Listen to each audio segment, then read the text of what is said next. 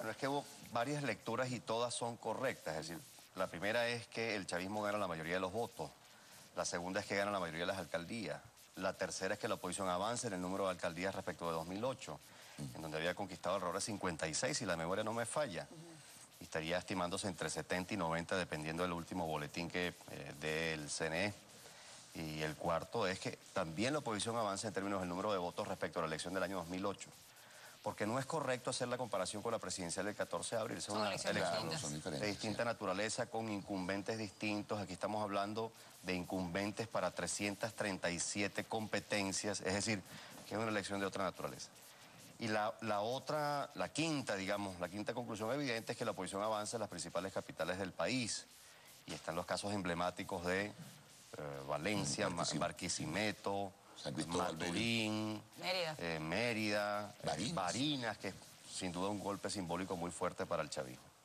Entonces todos estos resultados, por supuesto, son válidos, es decir, todos forman parte de, digamos, la contabilidad que arroja esta elección. Pero coger en la provincia la mesa de la unidad o la oposición en general. Sí, porque en general ese es el patrón. Ese trabajo de base Ese es el patrón de comportamiento de todos estos años.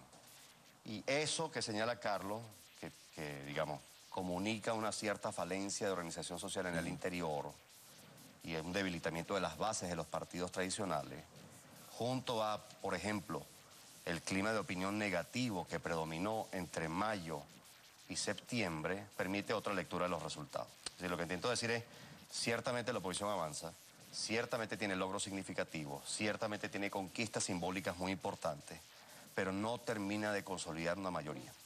Y el otro gran mensaje es, el chavismo la retiene, pero retiene una mayoría más frágil que la que había tenido en 2008, digamos, en las municipales y regionales de 2008. Es decir, que estamos en una circunstancia en la cual la oposición no termina, digamos, de producir un cambio político porque no está en condiciones para ello, todavía no ha acumulado, digamos, los apoyos críticos para poderlo hacer.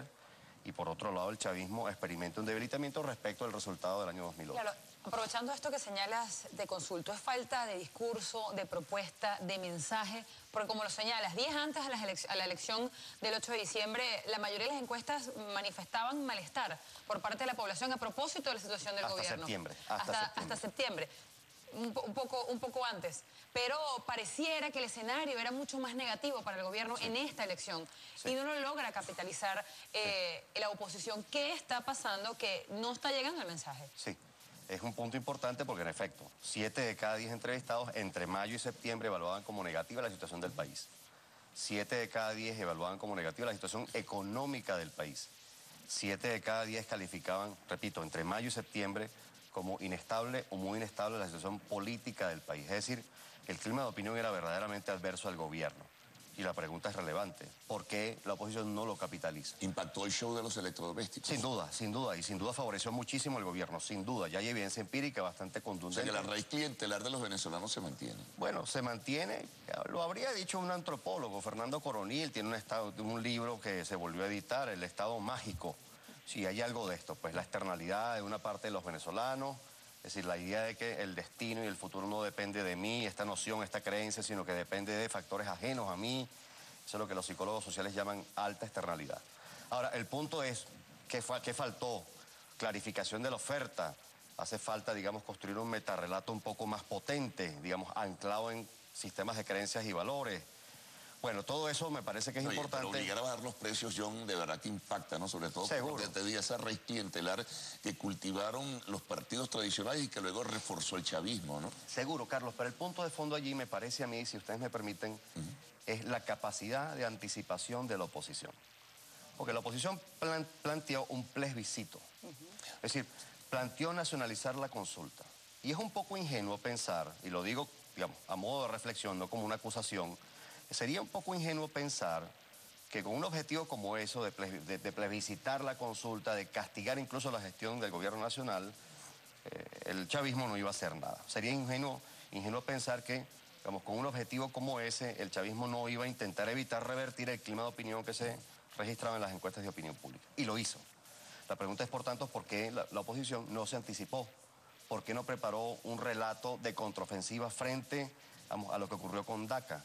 ¿Por qué no previó eso como un escenario? Entonces, a donde quiero ir es que parte del resultado también está asociado a la forma como la oposición está tomando decisiones. Es decir, claro, ¿cómo es posible que si en Miraflores hay 3 salas situacionales, en la oposición no se haga planificación estratégica por escenario? Es una cosa que en la política contemporánea se hace con mucha regularidad. En cualquier parte del mundo, las oposiciones y los gobiernos tienen salas situacionales, tienen equipos de planificación estratégica por escenario. Claro. A ver, no estoy diciendo que todo lo que haya hecho la oposición ha sido malo. Tiene un avance, tiene logros significativos.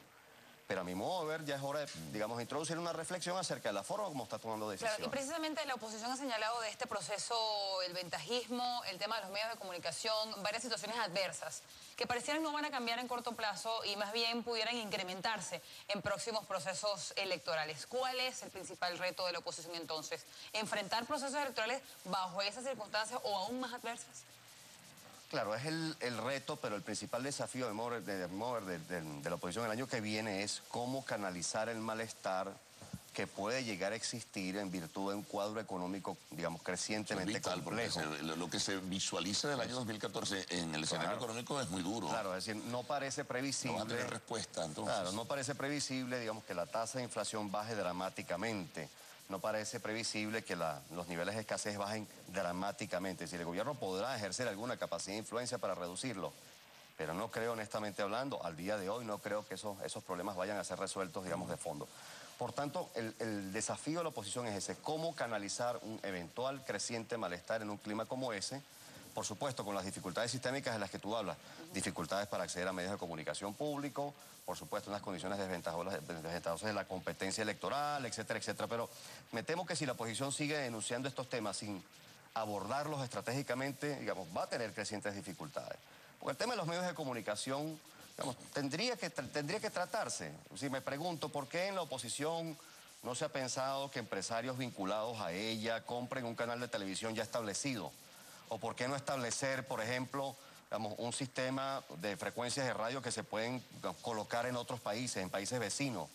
¿O por qué, por ejemplo, no hacer de la participación de los líderes políticos de oposición en canales como BTV un caso de opinión pública nacional e internacional? Es decir, ir a esos canales a reclamar espacio y como no te los van a dar, hacen, digamos, de eso un caso de opinión pública nacional e internacional. Es decir, el tema de los medios de comunicación tendría modalidades para ser abordado, pero tiene que ser abordado, ese es el punto de fondo.